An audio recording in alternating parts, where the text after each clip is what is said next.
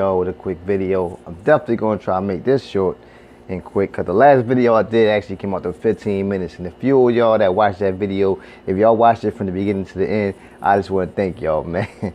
Because I definitely didn't mean for it to get that far. But look, anyway, all I want to talk about right now is this the Jay Ajayi situation. And to be honest, as much as I like Jay Ajayi and I appreciate him helping us win the Super Bowl, I feel as though we should just cut ties, man. For real, for real. Even when we brought him in, I kind of didn't understand that move when there was other running backs that we should have, that I felt like we could have traded for and actually had for a very extended amount of time. You know, like at that point in time, we could have had Derrick Henry. Derrick Henry wasn't even really being used at all. They were so stuck up to DeMarco Murray, and I wanted him in the draft. You know what I'm saying? Well, we didn't get him, but that's one running back that was available for a trade that we probably should have got, but we didn't. Then there was guys like Jordan Howard, once again, who was available back then for trade. You know what I'm saying? And we didn't try for that. Like it was multiple running backs that that a lot of us fans was calling for during this offseason that were available when we brought in Jay Ajayi.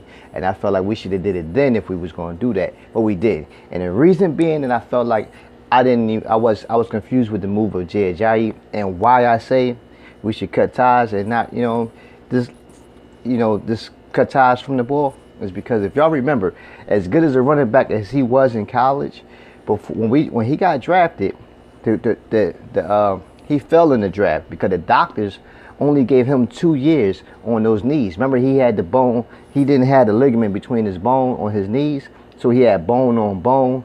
And it was like he only had 2 years on them knees. When we traded for him, that was like he was in his 3rd year. So he was lucky to even be playing at that point in time. So I was like, man, we got this dude, you know what I mean, who's even lucky to still be playing right now. And then the following year, he tore his ACL, a knee injury, you know what I'm saying? I'm like, man, but I expected that. You know what I'm saying? And he had the back or whatever it was. But at the end of the day, I was just like, look, the doctors only gave him 2 years on those knees anyway. So he's lucky to be still playing right now. Why waste money bringing this guy in, when we can just draft multiple running backs? Like, there's enough running backs coming out this year that we can possibly draft not 1, but 2. Because to be honest with you, I feel like we need to cut ties with Wendell Smallwood. I'm sorry. Dude gave us one okay year last year when he came and started playing for us late in the year. But let's be clear, he's been injured every freaking year, and we cut ties with Donnell Pumphrey over a smaller injury, over a smaller situation. You know what I mean? Because we all know you can't make the club in the tub. You know what I'm saying? So I feel like we could cut ties with Wendell Smallwood. You know what I'm saying? Let's say that money right there. Hell, let's also let Donnell Pumphrey go. Let him go too. You know what I'm saying? And not only draft a running back to come in and play the starting role, but still split the carries with, say, like Corey Clement, Boston Scott, who I'm high on. But at the end of the day, you know what I'm saying? If they want to cut ties with Boston, even though I feel like he can be the next Darren Sproles for real, y'all really need to do your research on that kid. You know what I'm saying? But if they want to draft another running back and let him go and keep Josh Adams, I'm fine with that, because I like Josh Adams. You know what I'm saying? Yeah, 215, baby. You know what I'm saying? I like the ball. But somebody's calling me right now, so I don't even know if y'all can still hear me. But I'm gonna ignore that call. So if you're watching this video, you're calling me in the middle of my video, so you're getting ignored. But back to what I was saying. So yeah, we can draft more running backs for that price of Jay Ajayi. That's the way I feel.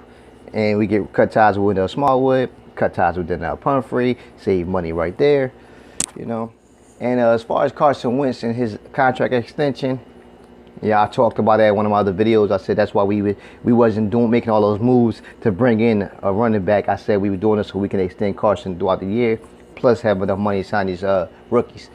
So, but I think we can get it done. That's, you know what I'm saying? And as far as who his backup gonna be, it's gonna be Nate Sudfeld, aka Nate Studfield. Yeah, that's what I've been calling that kid, man. He just ain't get a real good shake because we got Nick Foles. So whenever we saw him, he was throwing to like the 6, and seventh string wide receivers who barely even know the routes. You know what I'm saying? And he still was making stuff happen. So I feel like if the kid come in and he played with these ones and twos, I feel like a lot of y'all gonna change your mind about Nate Studfield. All right, my wife think I'm crazy for calling him that. She calls me something else, but I ain't gonna tell you what she called me for calling him that. But and yeah, man, another reason why I think Nate Studfield can get it done is because he's been playing backup so long. All he has time to do is learn the freaking playbook. Let's think about how that worked for Aaron Rodgers. You know, when Aaron Rodgers got drafted, you know, in 2005, he didn't actually start until 2008 because he was sitting behind Brett Favre. But the whole time he was on that bench, you know, all he did was study the playbook, and that's why he knows the routes and knows everything before it's even done. And I think Nate Studfield can potentially be. I'm not gonna say he'll be the next Aaron Rodgers, but I say that that sitting on the bench and actually just learning the playbook and learning the playbook and learning the playbook, when he'll get his chance, he gonna know all the routes, and he'll be able to just predict it. You know what I'm saying? He already know.